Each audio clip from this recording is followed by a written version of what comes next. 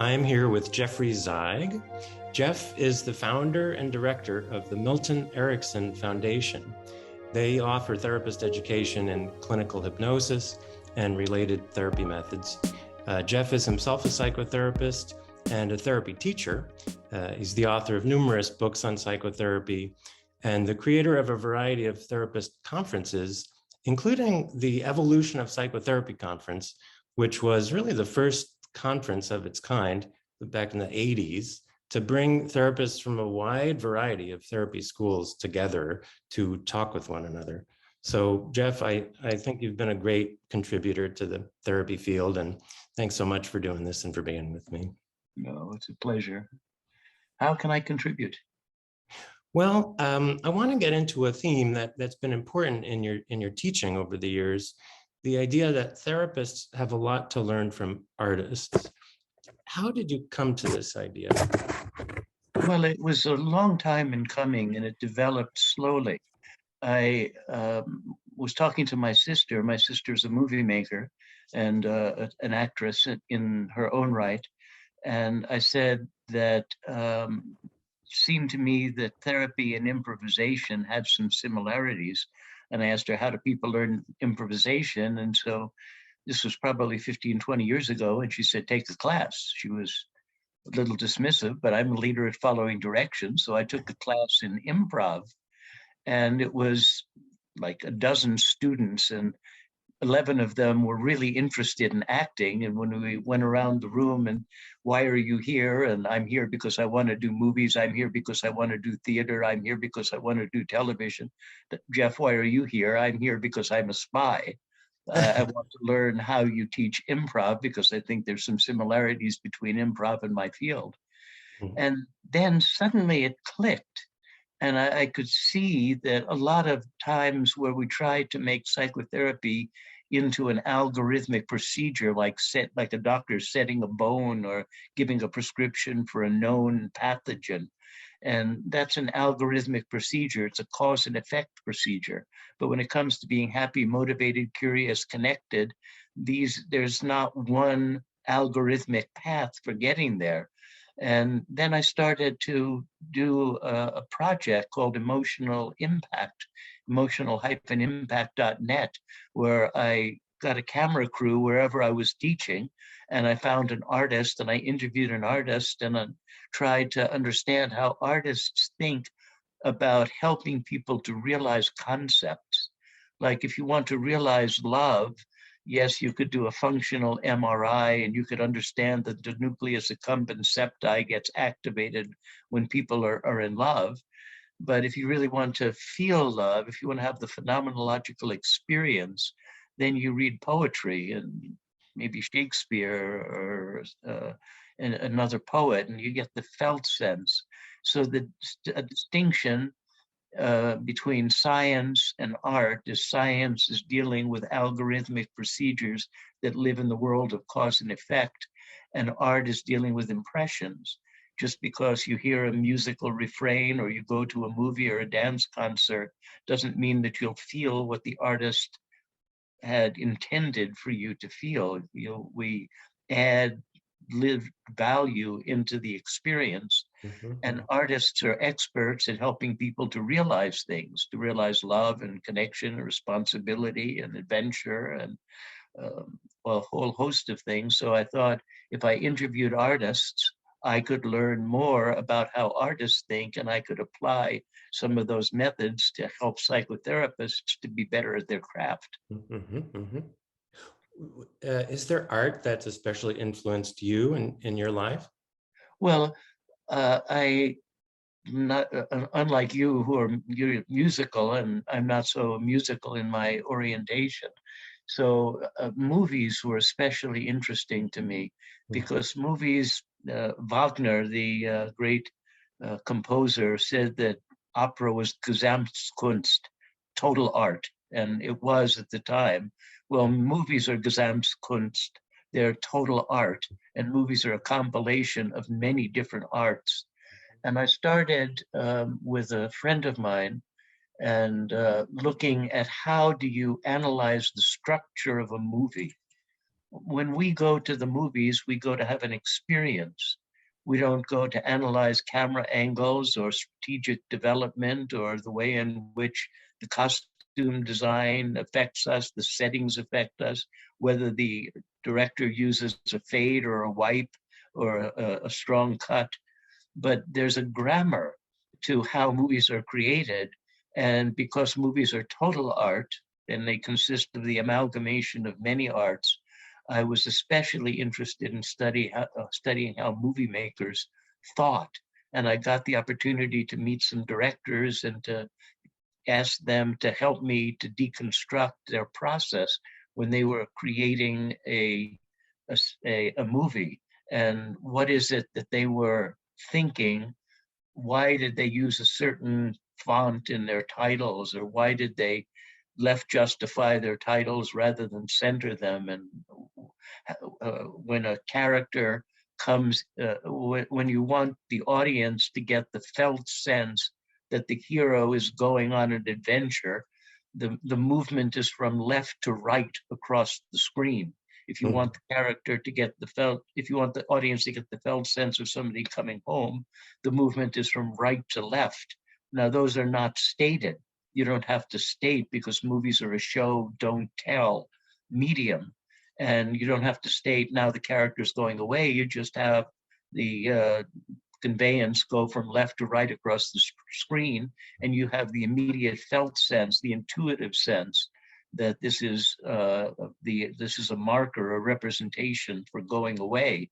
So I got very interested in deconstructing movies and finding artists who I could talk to, who could give me insight into how they thought about the composition of a movie. But I also met with composers, and I met with Richard Sherman, and he and his brother created the music for Mary Poppins. And I could sit with him and I could talk with him about how he developed a musical theme and try to extract principles of impact that could be used for psychotherapists when they had the goal of helping a client to get a conceptual realization, rather than having the goal of informing a client about what is the difference between a passive and assertive and an aggressive act. Yeah. Well, Jeff, you being the founder and director of the Milton Erickson Foundation, Milton Erickson obviously had a big influence on you. For people who aren't as familiar, who was Milton Erickson? And then in what ways was he like an artist? Erickson was an artist. He was the greatest hypnotist in the history of hypnosis. If he was the dean of hypnotic practitioners. But then in the 70s, when there was more development of brief therapy, Erickson became known as the father of brief strategic approaches to psychotherapy. The idea is that therapy is a problem, not a solution. The solution is get the person out of therapy, living life independent of therapy as quickly as possible. And Erickson was one of the leaders in bringing brief therapy into fashion in psychotherapy, in juxtaposition to the psychodynamic method, which is more long-term, more of a long-term approach to psychotherapy. So I was lucky. I was 26 years old in 1973 when I met Milton Erickson, and he was remarkably influential to me. It was the opportunity to sit down with a renowned master in the field, one of the greatest psychotherapists, arguably, but in my impression, one of the greatest psychotherapists in history, and have access to him from 1973 to 1980 when he died. And I built a lot of my career on learning about Erickson's way of thinking. And I can't prove it to any extent, but normally when we read, and Erickson was a voracious reader, when we read, we don't pay attention to, is this idea being presented in strategic development by the novelist? We don't pay attention to the fact that this person is using terse sentences rather than complex suspensive sentences. And is this person using presuppositions, or is this person using analogies or metaphors? because when we read to get a felt sense of the storyline, but there's an inherent structure.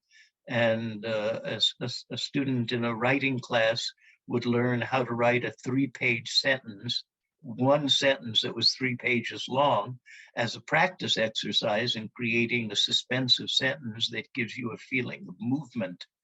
And I think that Erickson had the uncanny ability to both read and appreciate and also understand structure. Like, I go to a movie and I want to understand the structure of what the director is doing, but that lasts for about 2 minutes, and then I'm so involved in the story that I forget about structure, and I can't follow the structural elements that cohesively bring the storyline to life.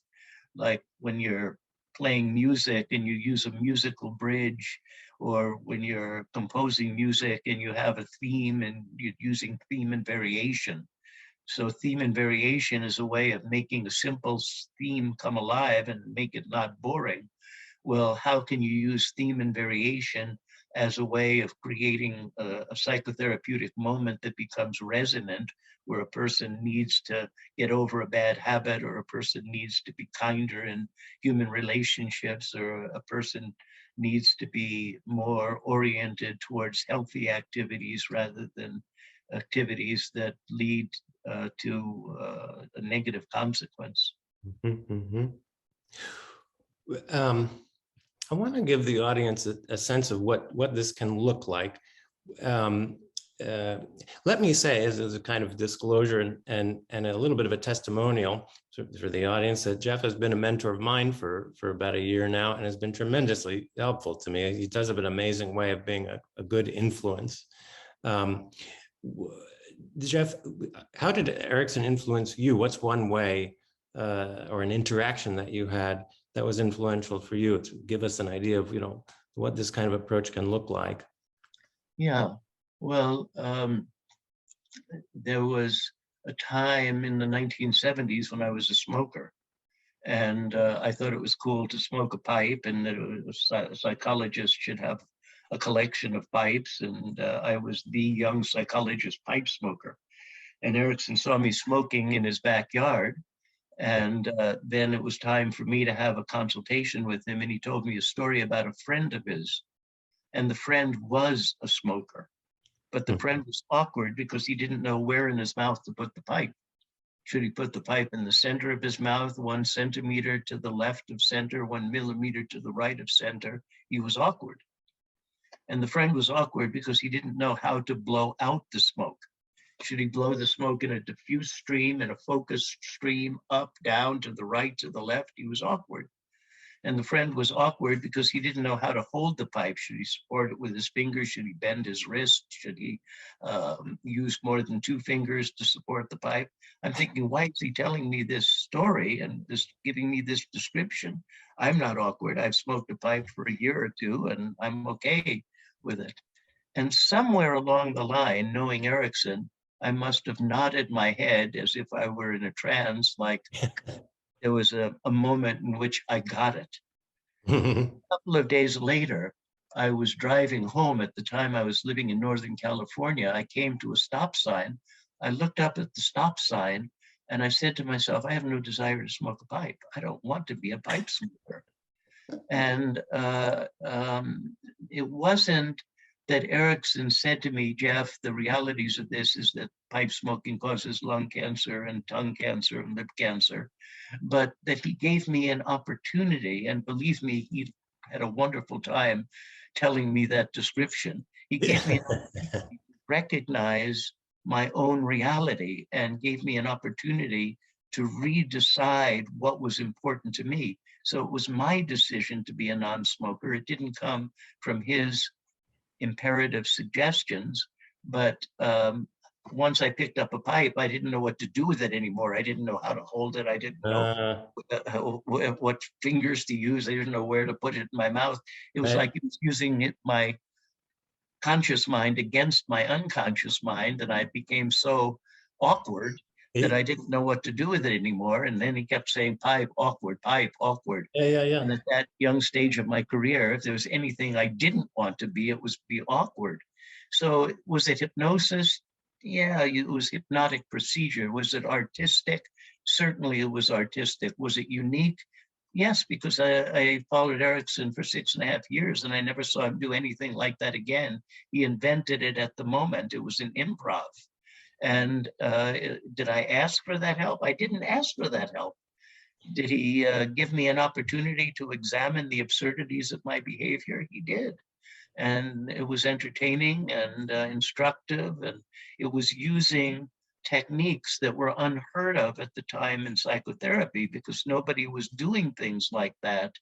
And is it derived from hypnosis? A little bit derived from hypnosis, but is it an art of how to communicate something so that the knowledge that somebody has in their left hemisphere becomes a realization, and the bridge between the land of knowing and the land of realizing is some experiential moment that makes knowledge come alive.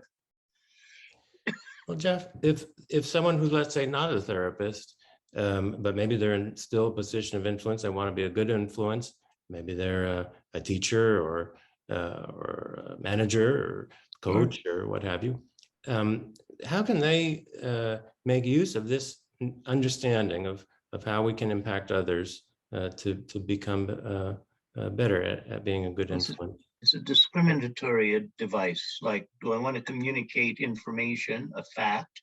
Yeah. Do I want somebody to realize something? Mm-hmm. You can say to somebody, you need to be a better team member. If you're a manager, you can say to someone, you need to be a more dedicated student. And you're right in the information that you're giving. But does that stimulate a realization? I can be a better student. I can be a better team member. Now that's something that needs to be realized. At the world of realization, if you practice using analogies or metaphors or storytelling or poetic phrasing, it has more of an opportunity to stimulate a realization. You know, like when Shakespeare was writing Romeo and Juliet, he didn't have to think about creating a metaphor. He says, he has Romeo say, what light in yonder window breaks? Oh, it's the east, and Juliet is the sun. Now, you don't have to interpret that metaphor, and you can interpret in many ways that she's vibrant or that she's warm or that she's the source of life. But it's not the interpretation that you immediately get the felt sense, the realization that Romeo knows that Juliet is special to him. And we all agree universally.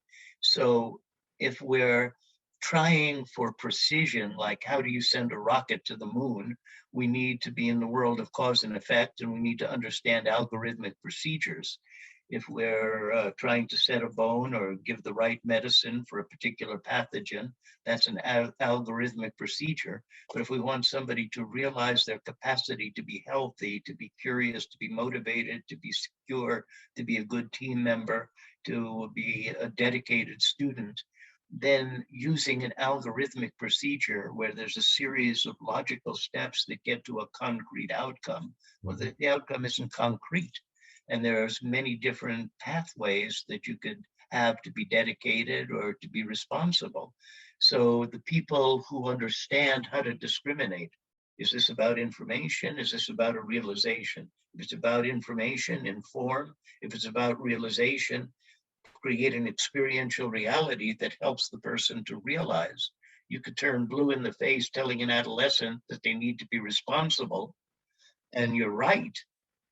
Yes, they need to be responsible, but if the adolescent joins a sports team, gets a job, has a pet, suddenly the adolescent realizes I can be responsible. So there needs to be an experiential awakening to realize something. So to create an experience somehow. And we live in the experiential world. We live in a world in which we understand representations. The representation of a flag or the representation of a stop sign. We respond to representations. We respond to people's gestures. Mm-hmm, mm-hmm. And this is part of our limbic responsiveness, part of the responsiveness that's an evolutionary foundation for who it is that we are. And we tend to think that a lot is happening by virtue of intention and conscious deliberation, but really a lot happens by virtue of how we respond to representations. So I advise people of all professions, not just psychotherapists, to study the way in which representations work in the world, and to be able to harness those when the goal is to get somebody to realize something. If you can inform it, go ahead, just inform it. And if that gets you to the promised land, that's more than enough. But if you want somebody to realize something, a turn of phrase, a story, a poetic device, a metaphor, an analogy, a visual image, these are things that help to impel a realization rather than a academic understanding.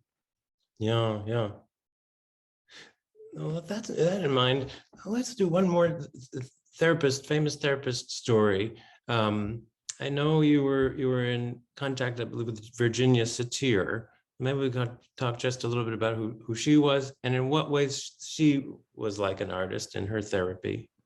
I admired greatly, out of all of the therapists that I have seen, people like Bob and Mary Goulding, Virginia Satir, Carl Whitaker, Irv Polster. These are people who are iconic to me because they're experiential methods. So Virginia was not somebody that I was especially close to, but as therapy developed, there was a central core. It was about understanding, came from a European model, understand why people are the way that they are. And as therapy developed in the 1950s, there was more of an understanding of this, the way in which systems affect people. And this led to the birth of family therapy. And Virginia Satir was one of the great expositors of family therapy. It's not just that a problem exists inside a human being, it's that the relational patterns can be curative or detrimental. So how can we create a relational context? Now, nobody made contact like Virginia Satir. When I had her speak at one of my meetings, everybody left the plenary session saying she was talking to me. She had such a powerful presence and was so clever and creative in her way of structuring little experiential events so that people would have a better realization of their own capabilities.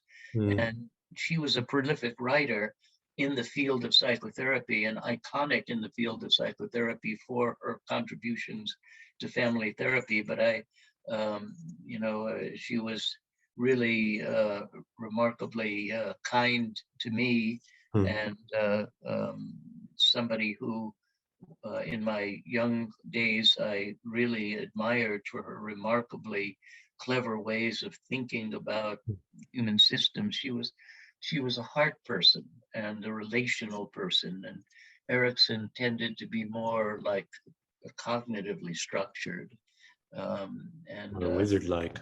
Yeah. Virginia was a wizard, and I have a website, psychotherapyvideo.com or psychotherapyvideos.com. I don't remember which it is, but you can see some video clips of Minuchin and Satir at that website.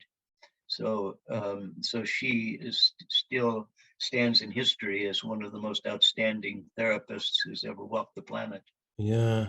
In your description of her, I was thinking the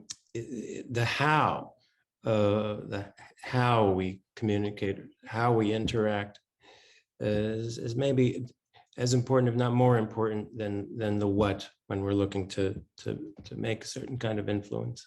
Absolutely. Yeah. Yep. And Virginia was the remarkable presence. You just couldn't escape from her. She was so immediately there. Yeah.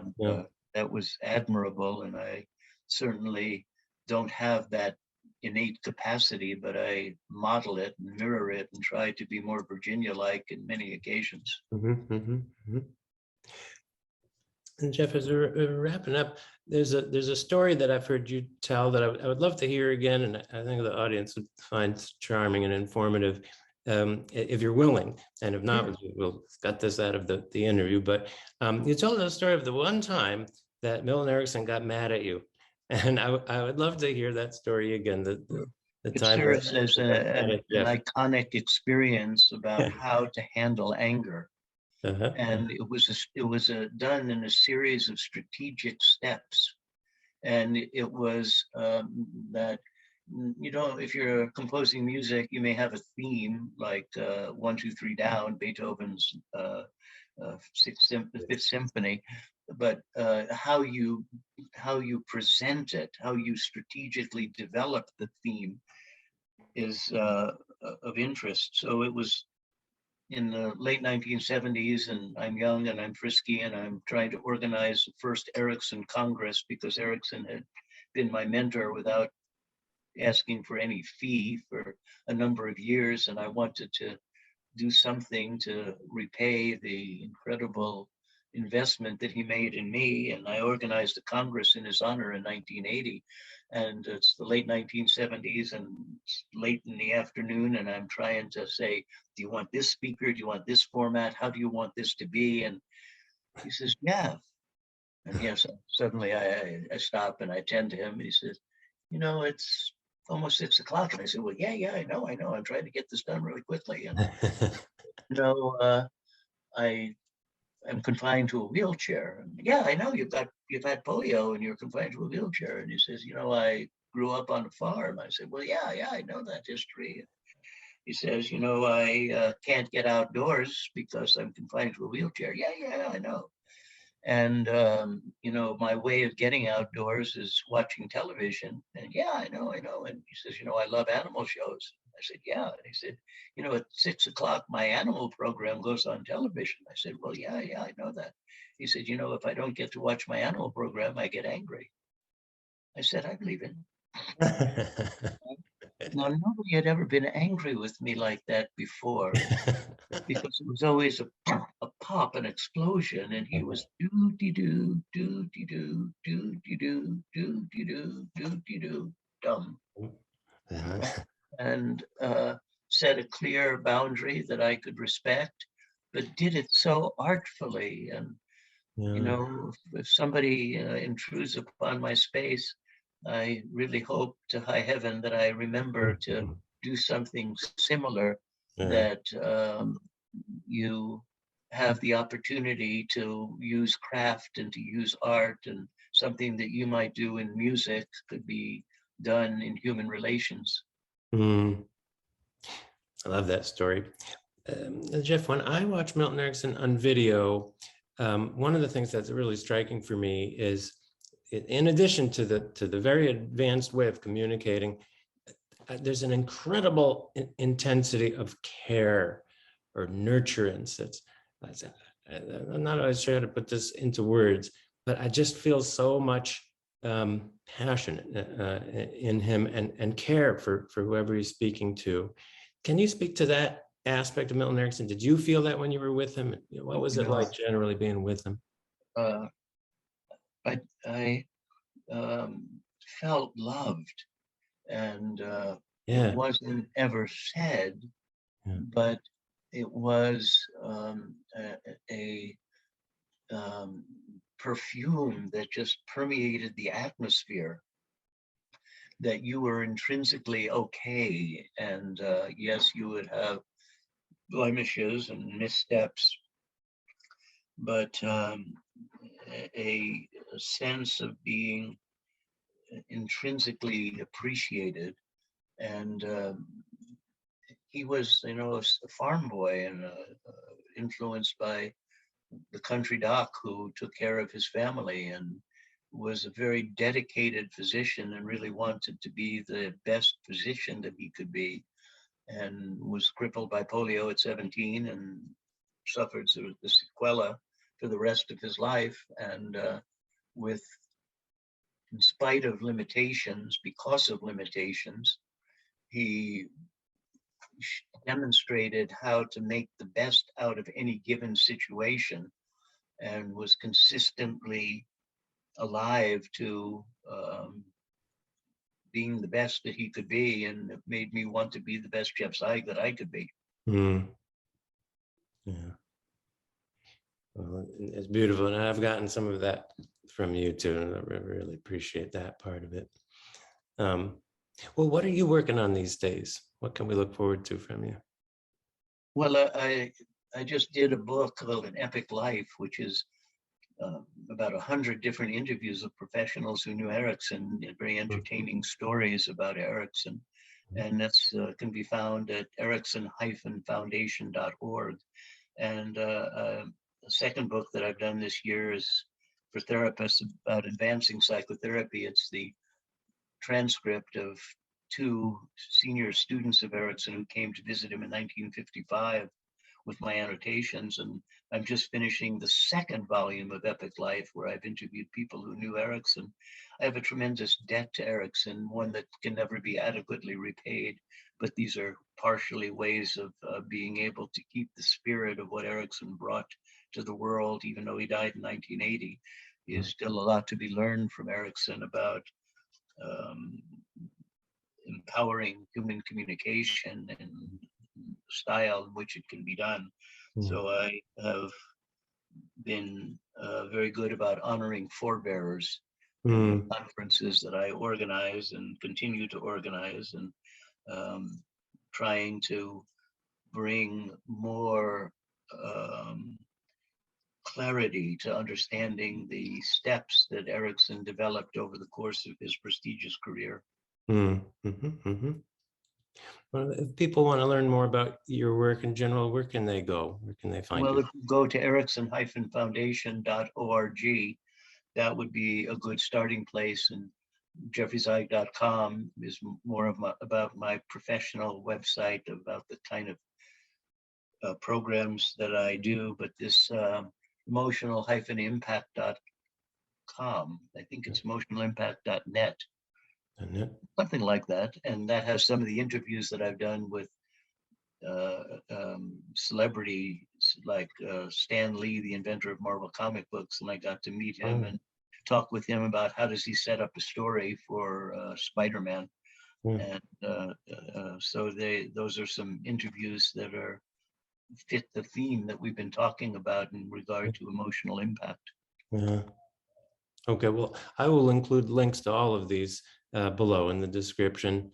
Jeff, thank you so much for being with me. I've really enjoyed it. It was a pleasure. I enjoyed the interview. You did a great job. Oh, well, thank you very much. Okay, bye for now. Bye now.